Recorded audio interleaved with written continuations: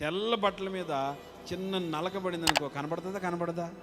అలాగే నువ్వు దేవునిలో లోతుకి వెళ్ళే కొద్దీ దేవుడు ఏం చేస్తాడంటే, ఇదిగో ఇది కూడా తప్పే, ఇది కూడా తప్పే అని చెప్తాడు.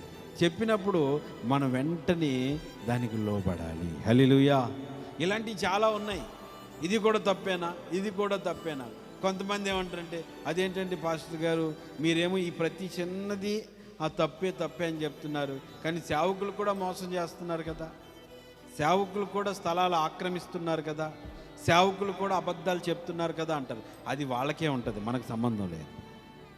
మనం ఏం చేయాలంటే, దేవుడు నీకు చెప్పాడనుకో, దాన్ని నువ్వు ఖచ్చితంగా అనుసరించడం మొదలు పెట్టాలి. హల్లెలూయా. ఎప్పుడైతే నువ్వు అనుసరించడం